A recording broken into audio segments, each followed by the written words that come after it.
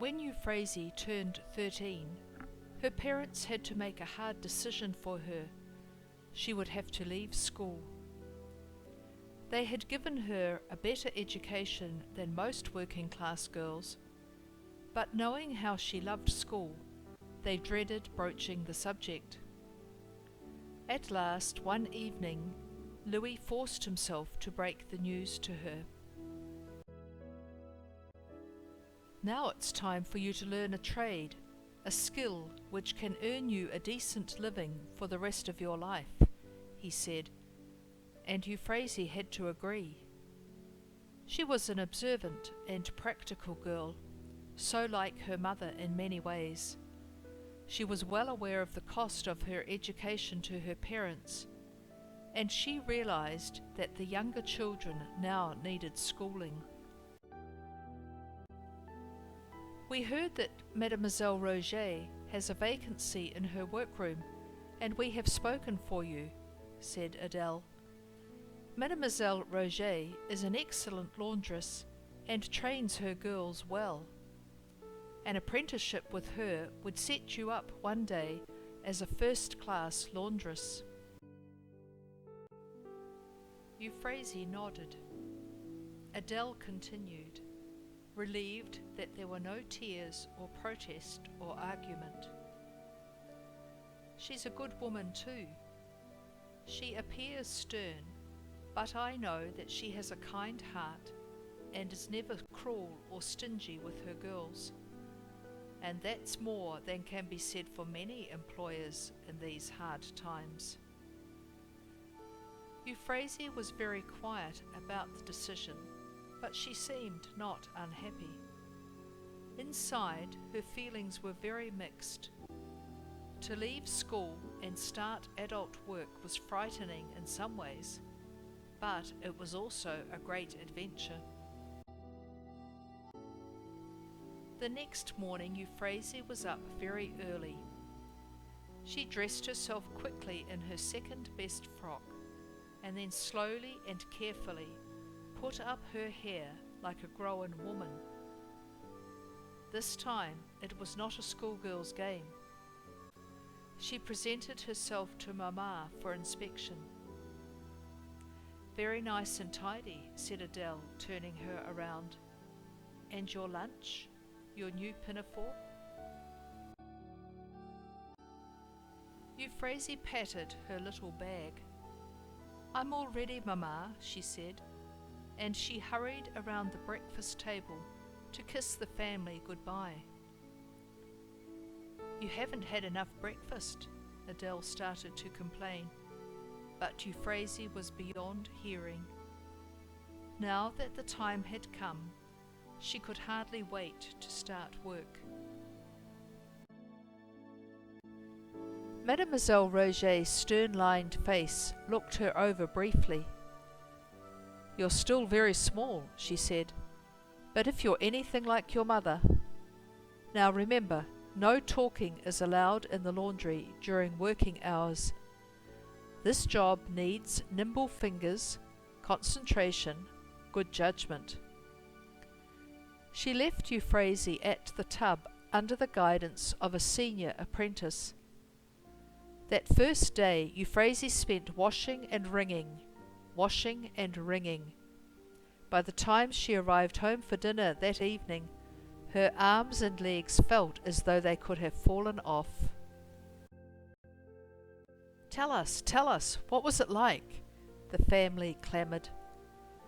"It's not so different from school," Euphrasie replied, and she told them of Mademoiselle Roger's strict rules and of the things she had seen and heard and done that day. Under Adele's training, Euphrasie had already become a very capable housekeeper, but the strictness of Mademoiselle Roger's methods were beyond anything she could have imagined. Every day the girls were washing and ironing the delicate linens and ornate laces fashionable among well-to-do people, and Euphrasie found herself handling precious and fragile fabrics she had never seen before.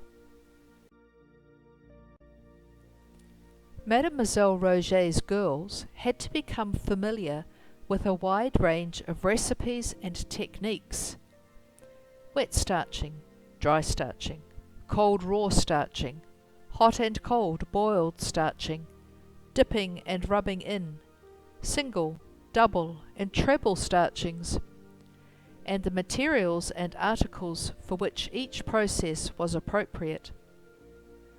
Then came the subtleties of ironing, pressing, crimping, fluting, stretching, gophering. Mademoiselle Roget thought of her work, and taught it, as a beautiful and exacting art, worthy of the utmost devotion. It was also a hot, sticky, tiring job. The girls were on their feet for hours at a time. They had to stoke and feed the wood stove, which heated the flat irons, the tongs, the charcoal, and the boiling water. The warmth of the room was pleasant in winter. On a summer's day it was stifling, but the doors and windows could not be opened for fear of cooling the irons unevenly. Each iron had to be used quickly at exactly the right temperature, and returned to the stove or refilled with charcoal the moment it needs reheating. The girls had to learn to test each iron for its temperature by spitting, flicking a wet fingertip onto the hot sole, and listening for the distinctive sound of each hiss.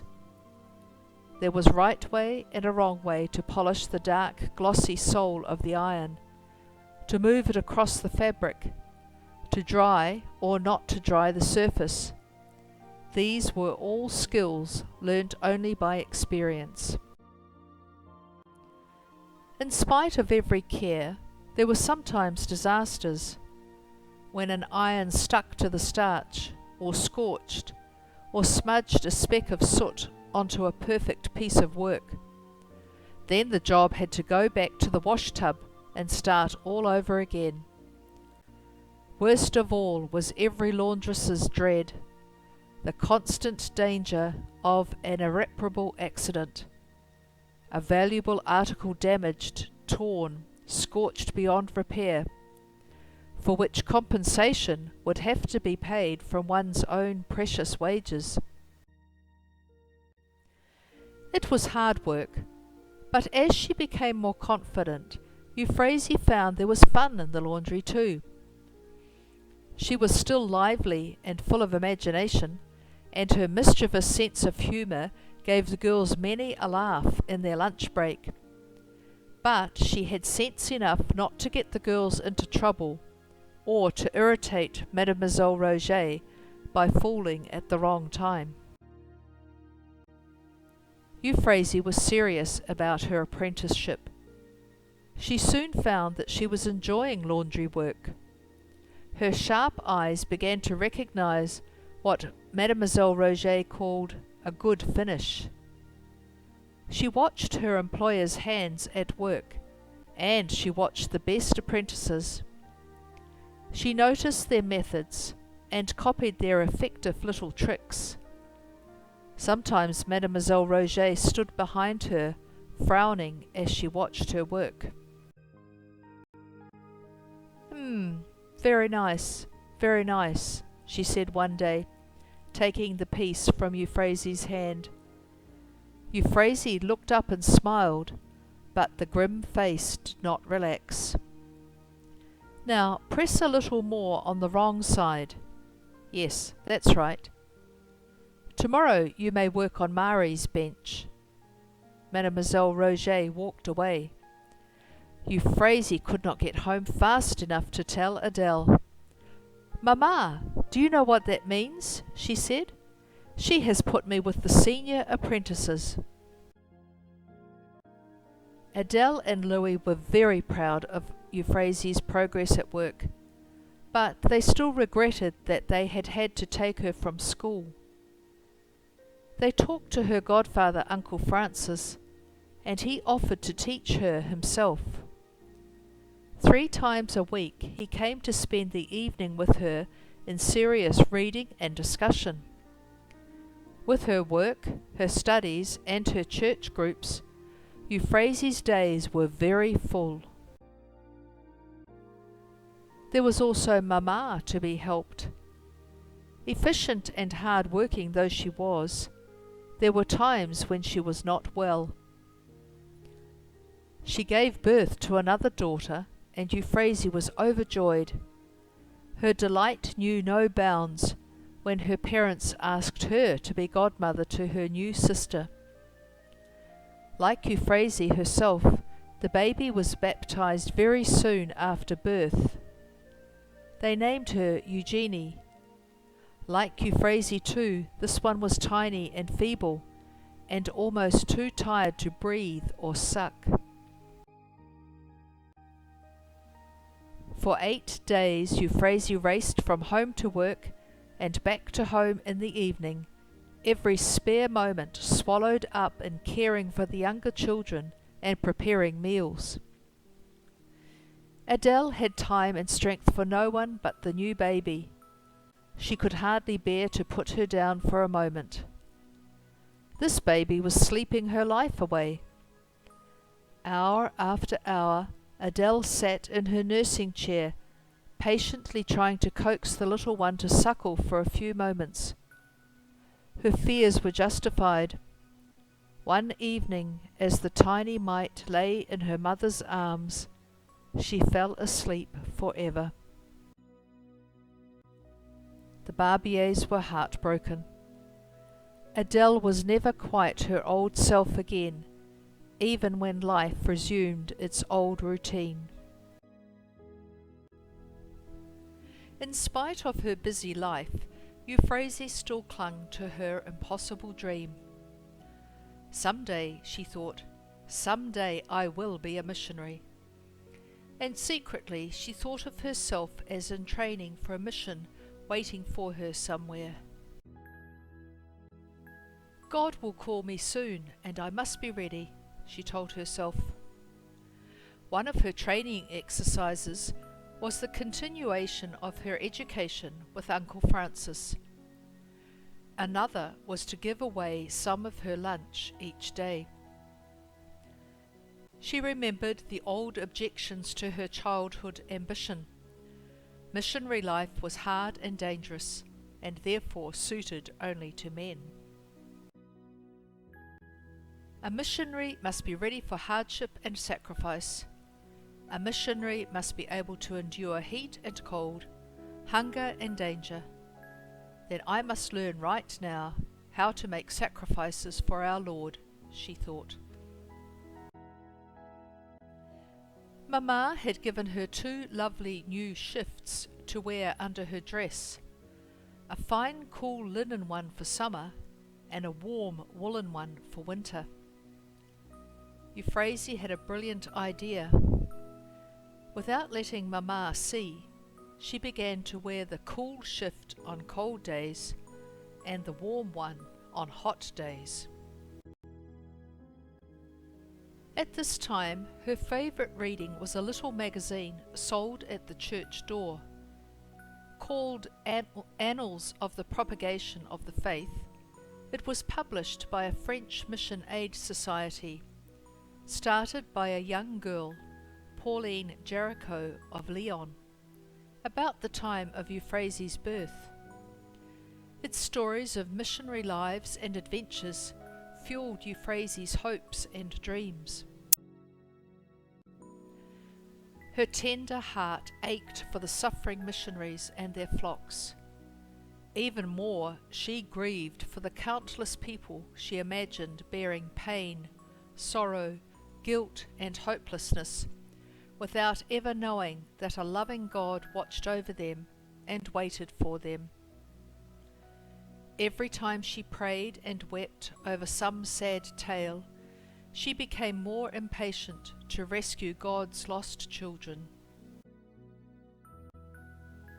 When Euphrasie was 15, a new curate came to St. Peter's Church. He was a devout young priest, keen to encourage prayer and piety in the parish, and he urged people to actively seek God in their lives and to listen to what he was asking of them. At his first sermon, Euphrasie felt that God was speaking directly to her. She was sure that Father Le Fournier had been sent to lead her to her true vocation. She hurried to tell him of her long conviction that God was calling her to become a missionary sister in some needy foreign land. "I could open a school, an orphanage, Father, and I would take care of the poor little savages and teach them so that they would grow up to know and love our Lord." Father Le Fournier was astounded. "A sister?" he asked. "A missionary? Have you ever heard of a woman going to heathen lands as a missionary? I certainly haven't." But he did not want to discourage the beginnings of piety, no matter how impractical, in so young a parishioner. In milder tones he continued, "Well, my child, we must wait and see what our Lord wants of you. What he asks, that you must do. Right now, you must try to grow closer to him every day of your life. You must learn to live for God and not for your own satisfaction, and that is not an easy thing to do. I want you to go home now and start work on the 3 P's: prayer, patience, and perseverance. In his own good time, God will show you what he wants." Euphrasie went home glowing with piety and enthusiasm, but Father Le Fournier sighed as he left the church. "Ah, teenagers," he thought, "so honest, so wholehearted, so keen to put the world right, and so impractical. If only some of the older parishioners could catch a spark of that little girl's faith and enthusiasm." He regularly guided and encouraged Euphrasie's spiritual growth, gradually increasing the times she was permitted to receive communion, until after a few months she was communicating almost every day, going to the 6 o'clock Mass every morning before she went to work. He made no attempt to find out if there even was such a thing as a missionary religious order for women. Natalie left school not long after Euphrasie and began training in needlework in the workroom run by the Sisters of Providence. Louis and Adele were pleased to see their older girls doing so well for themselves. Laundering and sewing would always be needed, and reliable workers like the young Barbiers could be sure of a steady income in the years ahead. The girls themselves realized how lucky they were to be getting good training and steady jobs. By the standards of the times, when sweatshops were common, their working conditions were very good, though the work was tiring and monotonous and the hours long, from dawn to dusk, 6 days a week. It was a joy to them to have free time on Sundays and occasionally on a public holiday. They were glad to be at home for a few hours. It was a delightful change to take over some of Mamma's tasks: to cook, to dress up the little ones, to polish up the house and make the rooms pretty. Adele was glad of their company and their help. She had another new baby, a little girl who was far from strong. It was on one of those happy days when the girls were at home that the family had a terrible fright. It was a lovely day, and the girls were upstairs beautifying the living room. No one knew quite how the accident happened. Someone thought that Natalie had slipped while cleaning the window. Others were almost as sure that she had sat down to rest for a moment on the window ledge. Before anyone realized what was happening, Natalie had plunged through the high open window and was lying in the paved courtyard below. Horrified, the family rushed downstairs. Natalie lay unconscious, but she was still breathing. Adele knelt beside her, rubbing her child's hands and calling her gently. Louis ran for the doctor. The younger ones ran to Euphrasie, but she brushed them aside and ran indoors. She hurried out with a towel and a wet cloth and passed them silently to her mother. Just as she began to mop up the dark blood oozing through Natalie's hair, Natalie began to move and to moan.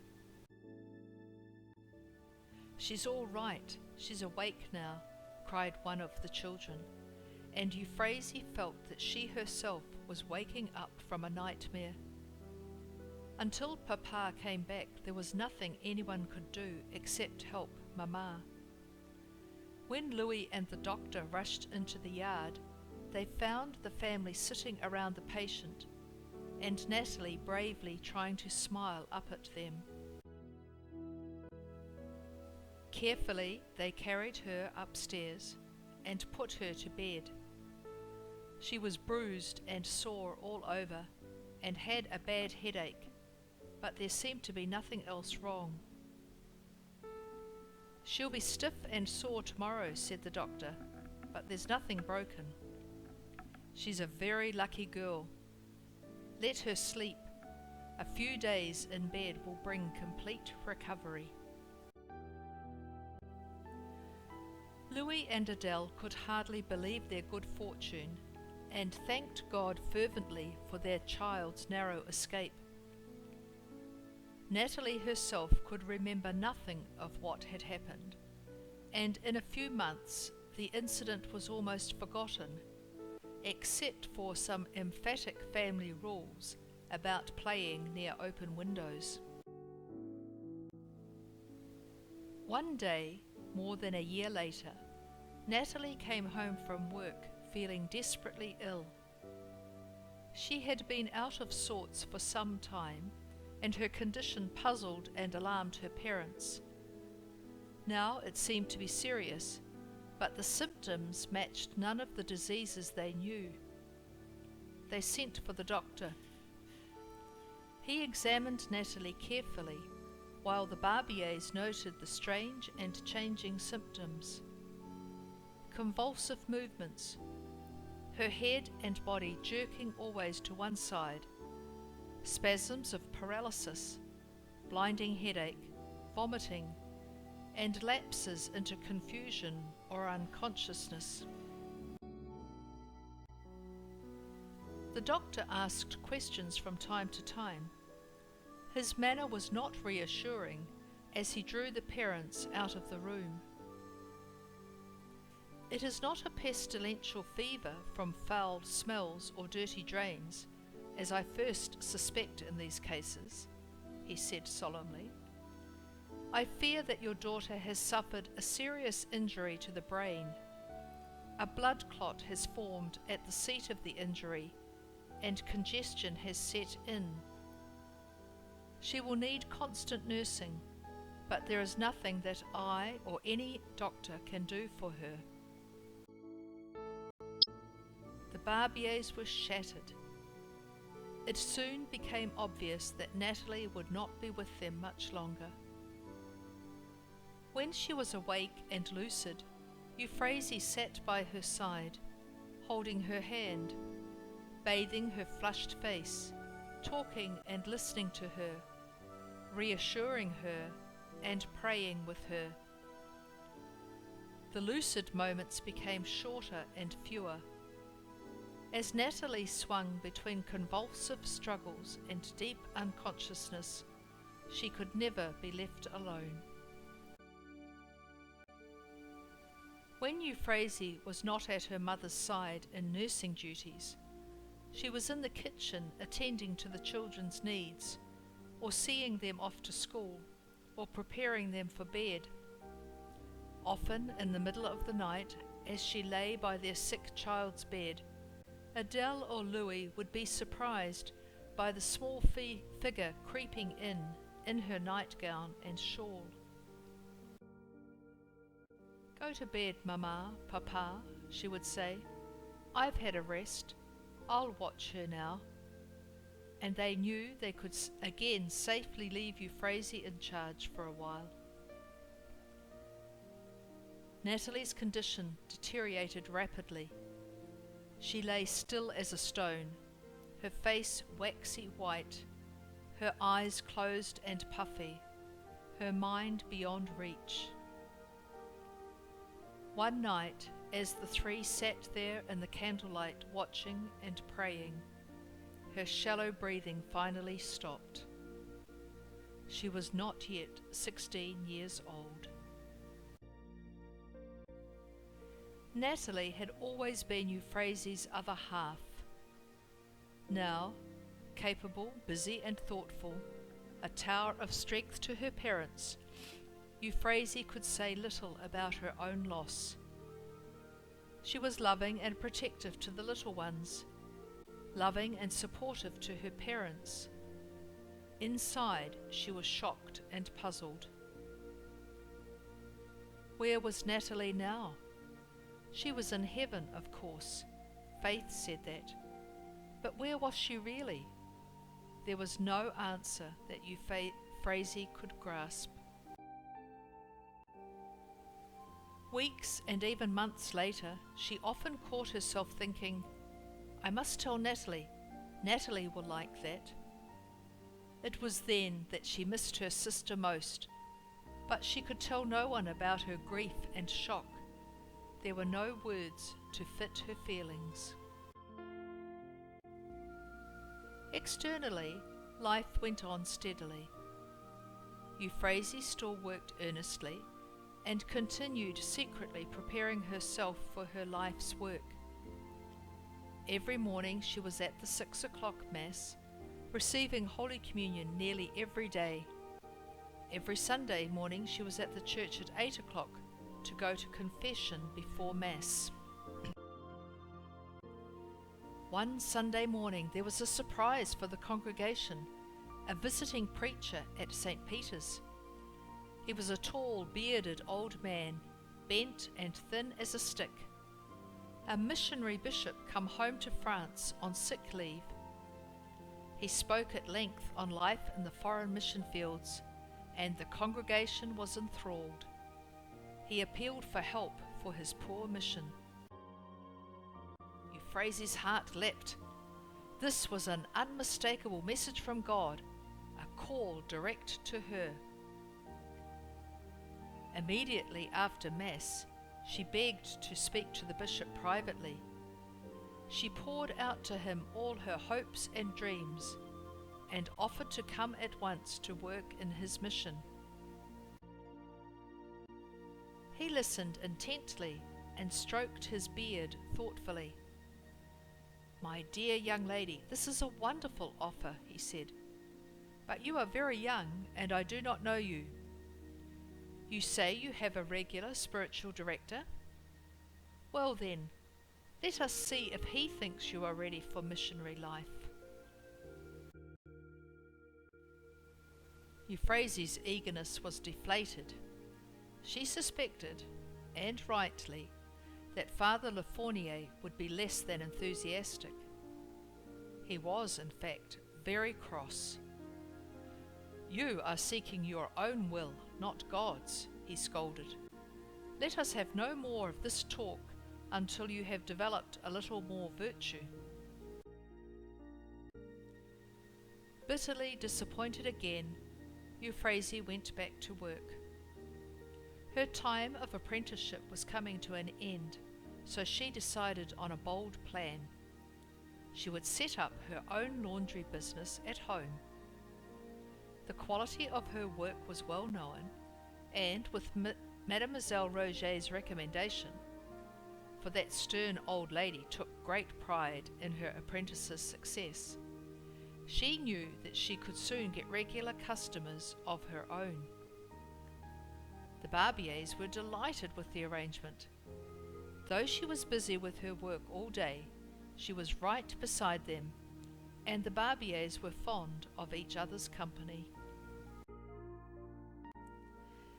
Adele was particularly pleased. She had never been one to complain, but now the years were catching up on her. She had borne 6 children, and 2 of them had died in her arms, leaving her with a grief which never healed completely. The baby, Mari, a pretty delicate little girl who had given them much anxiety, was now beginning to walk and talk. She was the idol of the whole family, but Adele often felt worn out. Euphrasie's energy, her willingness and efficiency in the kitchen, and her influence with the younger children took some of the weight from Adele's shoulders. Best of all, Adele loved her eldest daughter and enjoyed having her nearby all day. Their closeness and busyness together brought back to Adele the warmth and closeness of her own mother's years of loving care. 1848. Euphrasie was still trying to work patiently at her spiritual life. One day, Father Le Fournier asked her to give him in writing her reasons for thinking that God was calling her to be a missionary, and what that would mean to her. That will keep her busy for a long time, he thought.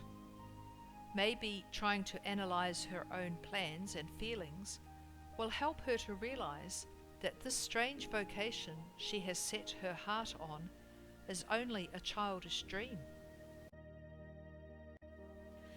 To his amazement, Euphrasie returned a few days later with a sheaf of neatly written pages. Masking his surprise, he casually tucked the papers under his arm and strolled back to the rectory. When at last he opened the package, he was quite startled by Euphrasie's writing. He turned it over and over and reread it carefully. This can hardly be the work of a girl who left school at 13. And yet she says she wrote it all herself, he marvelled. So clear, so logical, so full of common sense. It could be the work of a mature scholar. The ultra-prudent Father Le Fournier at last began to stir himself. He made a few inquiries about missionary orders for women. Many new religious congregations had been founded during recent years, and he was assured that there were some for women missionaries, but no one could give him specific information.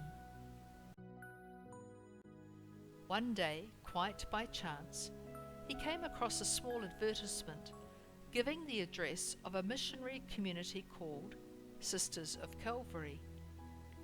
He had never heard of them before, but that was hardly surprising. The community had started as recently as 1840 with only one member, a young woman of noble birth. The founder was a Father Chantôme, a good priest appalled by the ignorance and irreligion of whole areas of France.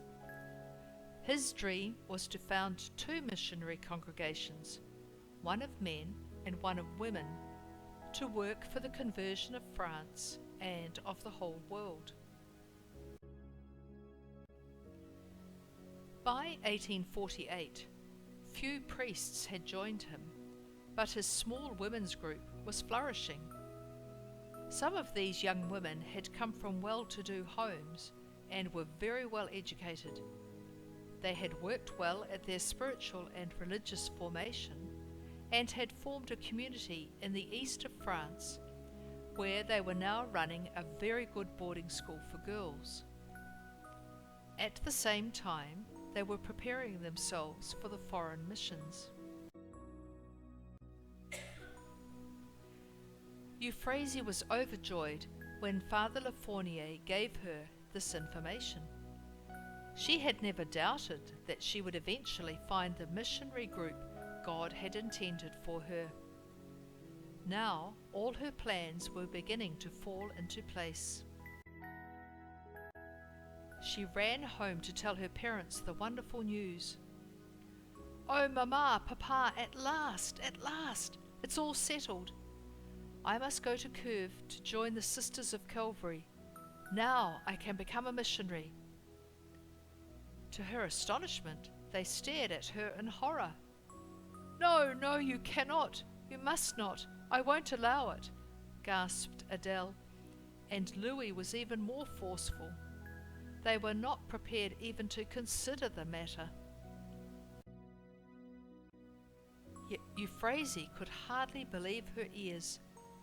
That her good papa, whose faith was so strong, and her pious mother, who had always urged her children to obey the good God before everything, that they, of all people, would oppose God's call to her? "But Mama, Papa, God is calling me. I must, she cried in desperation. Her voice broke and her tears overflowed. She began to sob aloud.